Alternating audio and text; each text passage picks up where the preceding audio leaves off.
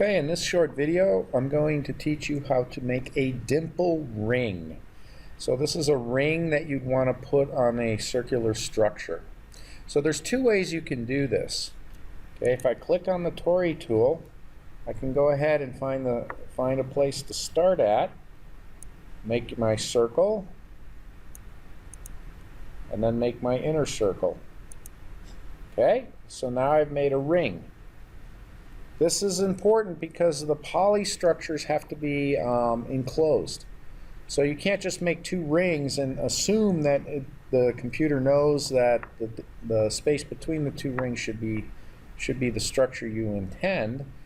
It's just going to make two circles on top of each other. So you can use the Tori function, which is this one up here. Okay. So to make the double ring. So I made some arbitrary ring right now. According to the assignment, the hub assignment, this ring should be 250 microns in radius for the outer part of the ring, and it should be 5 microns wide, which is what you typically do for a dimple. So once we've drawn it, we can go ahead and edit it.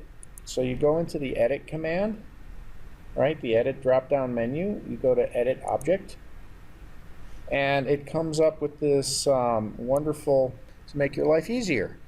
So it's right now the center is at negative 230 and y is 10. So let's just make it 0, 0. See where it puts it. We'll hit OK. Now it's centered on the screen. You can go ahead and go back to edit and edit object. Okay, now we want to adjust our radiuses. So the outer radius we said was going to be 250 microns, and the inner radius is going to be 245 microns, so you get a 5 micron wide ring. Hit OK. Boom, you're done. So that's one way to make a dimple ring. All right, there's another way you can make a dimple ring. I'm going to go ahead and clear this structure and start over. You can draw two circles and use a Boolean function. So I'm going to go ahead and do that. I've selected the circle tool. I've got to select the dimple and go ahead and make a circle. All right, so that circle's got to be 250 microns. Okay, so we go into edit object. We go ahead and we see where the centers are. So let's go ahead and change the center to 0, 0. Okay, X and Y. And then we'll go ahead and change the radius to the 250 that we intend. So we hit OK. There's your 250 ring. But it's not a ring per se. It's a circle. So what we have to do is create the inner ring. So again, we click on dimple. We have the circle tool. We go ahead and make another circle. We go into edit object, okay, which we talked about in some previous ones. It's already at 0, 0 because I happened to make the circle at that point. But this is going to be 245 microns in radius. So now we have a ring, but it's not really a ring yet. It's two circles. So what do? Well, we take our selection tool. Okay, we select both structures. All right, and then we go into draw, Boolean, and select the XOR, okay, function, and then we hit OK. Now we've created the structure. But what we really have is we have the ring the way we want it using the XOR command, but we also have two circles. So let me show you what I mean by that. I'm going to go ahead and select this structure and then drag it. Select this structure and then drag it. So I selected one circle. I select again, drag it. There's the other circle. Select again and drag it. And you can see there's my ring, right? So that's the critical piece. If you forget to get rid of these two first circles you drew, all right, and then you try to use that dimple ring that you created, you won't get a dimple ring. You'll get something that looks like a dimple or a dimple disc, okay, which is not what you want. So that's a common error that people do. All right, So I can go ahead and go back to having them overlapped, and I'll show you what I mean. I'm going to go ahead and take my poly 1 structure.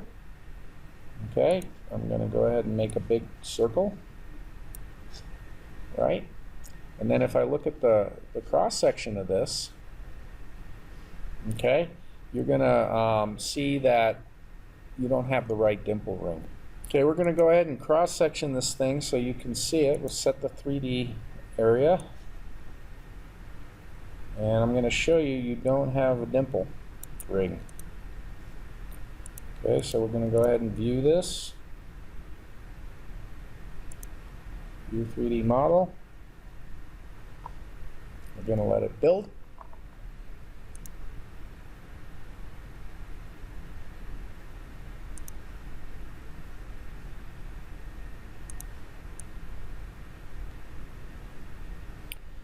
Okay, when I zoom in on it, you can see I don't have a dimple ring, but just a dimple disc.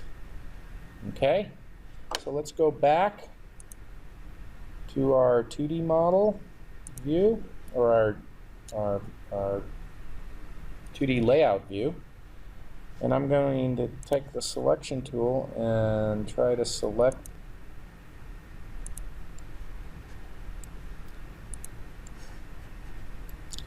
I'm going to go ahead and get rid of these.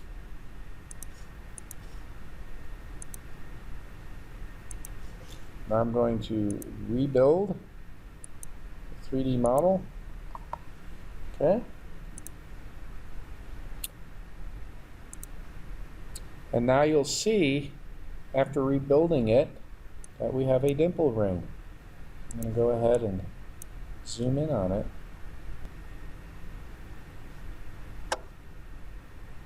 Again, we're going to exaggerate the z-axis, and you can see that yes, we have a dimple ring instead of a dimple disc.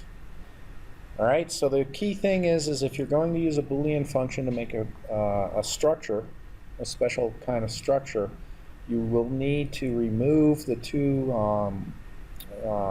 features that you drew to create the Boolean structure at the end. Okay?